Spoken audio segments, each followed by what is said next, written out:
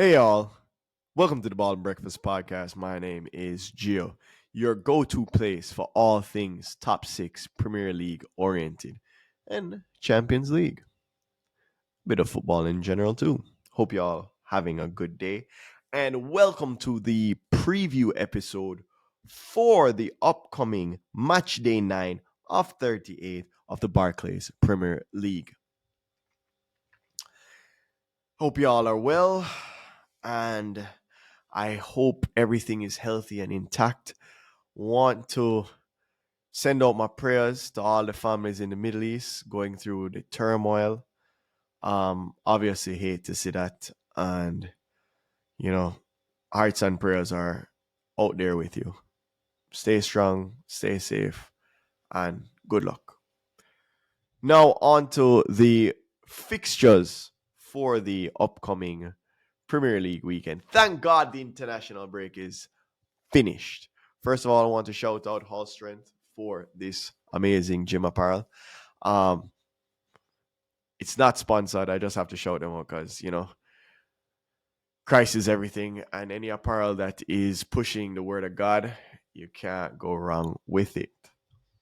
Now, to start the match day 9, we have the Merseyside derby, Liverpool versus Everton.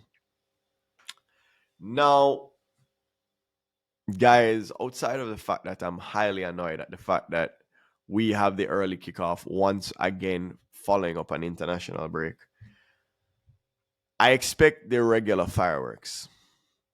I don't expect for Klopp to start Darwin Nunes. I don't expect Klopp to start Matman, Alexi McAllister. I halfway don't expect him to start Dominic Szoboszlai either.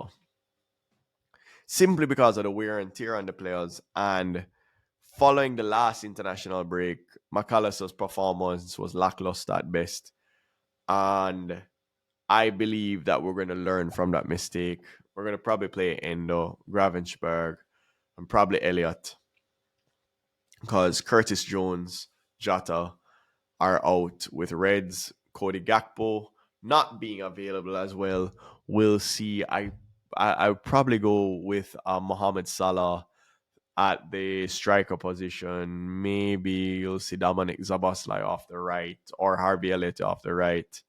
Ben Doak is also injured. I would also say that it's quite possible that you see a benching of Lucha Diaz as well because of the South American late returnees.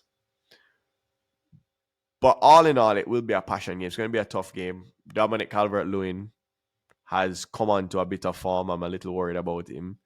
We have an injury to Andy Robertson. Simicas will be in.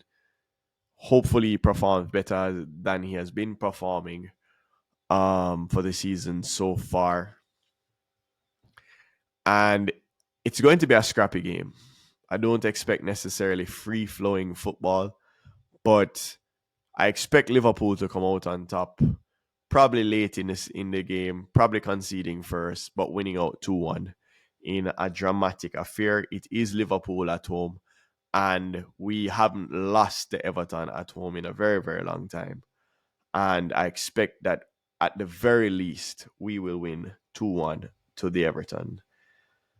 Other top 6 games include a very, very, very interesting game between Manchester City and Brighton Hove Albion following an international break where a lot of Manchester City players would have played in the international break. It's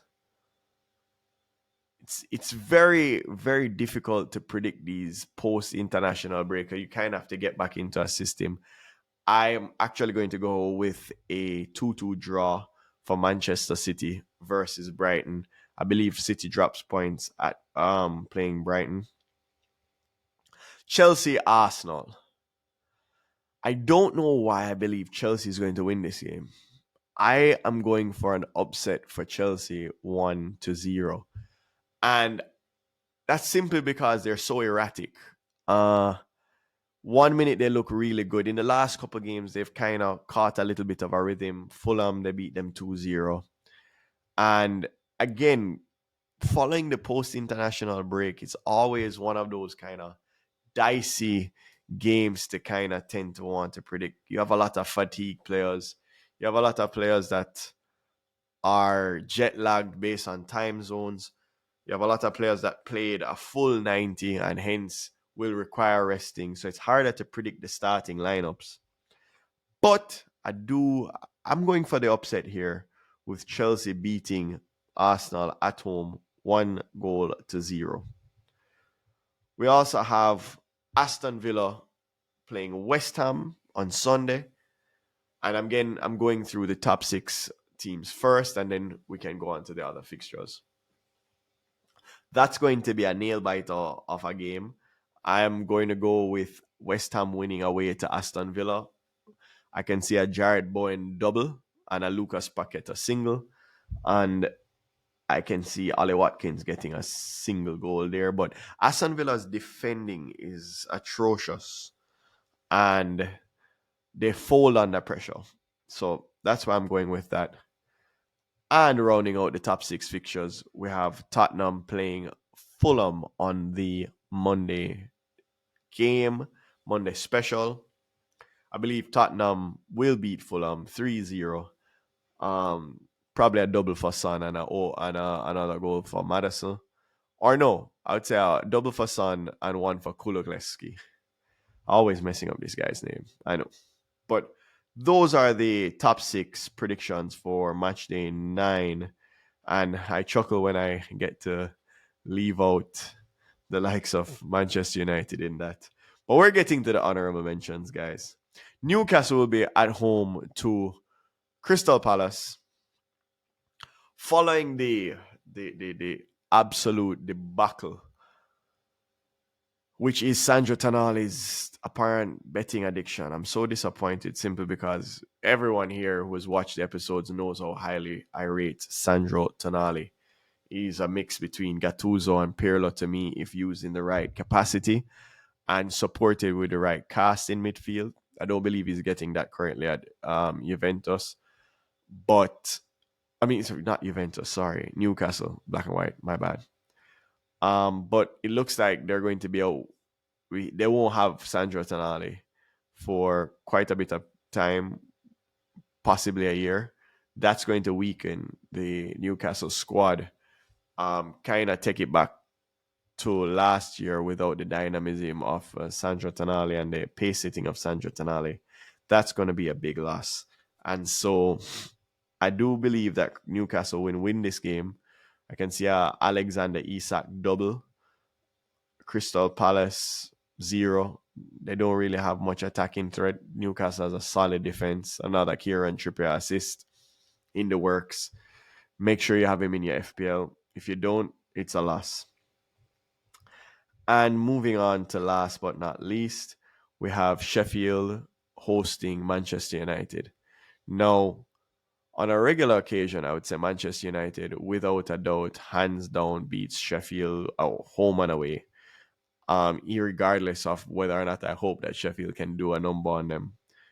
But reports are that Sofian Amrabat is injured. Casemiro could be injured. Hoyland could be injured. I mean, those are massive losses.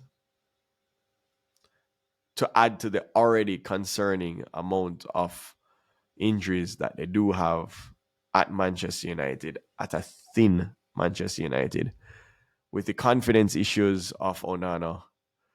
I mean, really and truly, it just sounds like a shitstorm. I could see that game really battening out to be a 0-0 draw, which is what I'm going for. I think the Blades will batten down, try and hit on the counter attack, put everybody behind the ball, and say, "Can you break us down?" And if that's the case, I just don't believe they have the intricate passing to break down a any team, any Premier League team with a 2 bank of 4.